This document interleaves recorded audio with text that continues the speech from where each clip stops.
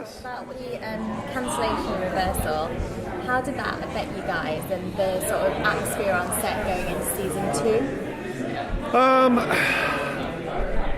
I have a movie that I reference. I don't know if you know the Jeff Bridges movie Fearless, where, he survives this plane accident and then he's kind of freed and unleashed and sort of enjoying his life. It kind of feels that way. I was really, I felt the show, not only for creative reasons, I felt there were ratings reasons why we should be back.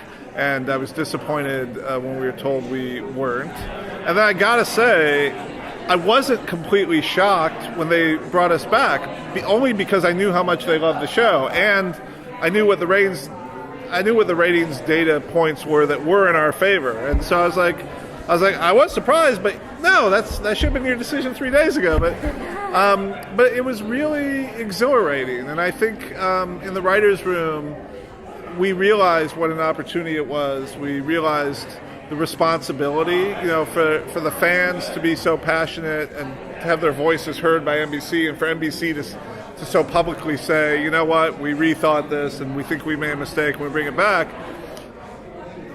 All that goodwill goes away if you then make 10 episodes that suck. You know what I mean? It's all of a sudden it's not such a feel-good story, and so we felt freed, but we also felt a lot of responsibility. Like, wow, people really want these episodes, and they're going to get some attention because of this story, and we want to make them as good as it can be. And we'll see if other people agree. We really think this season's better than season 1 when you start seeing all the episodes, and we're just grateful to make it, and so we really value each episode. Each episode we make is an episode that for 3 days we didn't think we were going to get to make. But I heard there's like a scaling down of the production now, and so you're kind of focusing more on, rather than the set pieces, like focusing more on the character-driven story. Is that right? There definitely are still some big set pieces, but we moved the show from Vancouver to Los Angeles. We still have the same budget to make the show, but the tax credits are bigger in Vancouver than they are in Los Angeles, and so from a practical standpoint, we have a little less money to make, and so we took that as a challenge. How do we make a better show on less money? And fortunately, we have these characters that our audience really loves. How do we lean into them? We moved our characters into this bunker this season. Which allows us to have our characters not just working with each other, but living with each other, which brings these interesting things. But I'm still amazed at the things that we are able to do. But we had huge things last year, like the Alamo, and the Hindenburg was in the pilot, and pilots are different. But the Alamo and these other big set pieces. But we've got this big suffragette march in episode 7 this year down the streets of 1919 New York. That is really sort of epic and full of scope and everything. And we have other moments in the show this year. The episode we're about to screen today here, takes place on the Paramount lot where we film, and it looks like grand old-time Hollywood in really spectacular ways. So I don't want to overstate the scaling down of it. Last week's episode that aired, we had all sorts of, old vintage cars racing around a track. That wasn't easy to produce. So we've been able to do it, but we've been trying to be strategic about when we do it, how we do it, and also just leaning into our characters more, which I think ultimately is what attracts the audience the most. Speaking of character-driven stories, how deliberate was it to have both Wyatt and Flynn have dead wife backstories? Because there's so many parallels or connection between Lucy and Flynn, right. But Wyatt and... It's something that Eric and I talked about at pilot stage, because obviously that's something that comes out in the pilot for both. And we talked about, is that a good thing that they share this, or is that too much?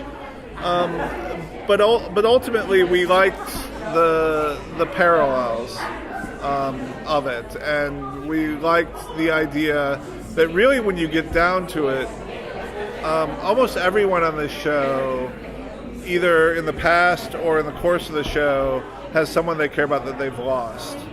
And really, this show ultimately is a story about how people come together to create their own family. and so in that sense, that worked for us. And for two guys who don't really get along on almost everything else, it is something that the two of them have in common. We also, on those lines, see how much Rittenhouse has manipulated people's lives. So They're bad. Yeah, they're really bad. Well, because Emma point blank said she made it for purpose to make sure Amy can never be found. And will we see that happen, like in retrospect? Like, is that how Flynn lost his wife? No, maybe, but you'll get some clues. I won't say that you'll see what happened with that, but I think you'll learn some more about that.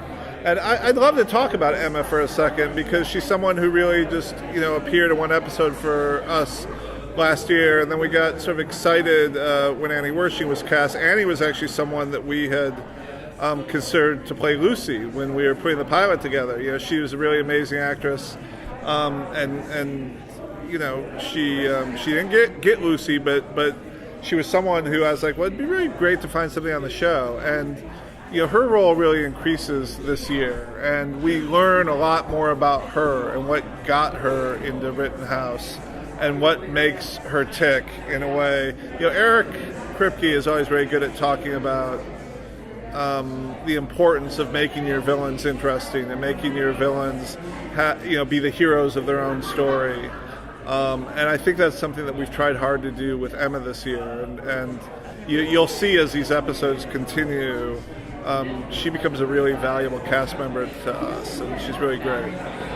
Go ahead. I was going to say, from a creative standpoint with the renewal, has it liberated or hampered you in that, do you feel we got to at least have a closure to it, but at the same time keep it open, or is it just we're going to do whatever we want and let everything happen the way it happens? I think we feel liberated. Eric and I came in and said, we've got the second life. Let's tell the absolute best stories. Let's not hold anything back. But at the same time, we also believe, Eric and I, that you don't want to assume failure. We're not in the business of giving NBC a reason to, hey, we ended the show, there's no reason to continue. Our attitude is, let's do the best season 2 and let's end it in a way that would allow for the best season 3. So I don't want to say too much about how we end it, other than to say that our attitude is we're going to go forward assuming there's a season 3 and that the show will be a success in that regard, and we'll either be proven right or wrong. But that's how artistically we approached it. And is there any changes to the lifeboat this season? Yes. Do you want more specific? No, I'll tease. I'll say. Here's what I'll say. I'll say that Rufus and Gia are working hard. We know that the mothership can transport many people, and the lifeboat has been restricted to transporting 3. And in fact, the one time 4 of them went in the lifeboat, it caused all these problems for Gia. But I will say that Rufus and Gia are working hard to see if there's a way to increase the capacity in the lifeboat. And I'll hint that maybe that happens. And so maybe we won't be limited to only 3 people in some future episodes. Will we see Gia's premonitions play a greater role throughout the course of the season? And could it possibly give insight? How many episodes have you seen?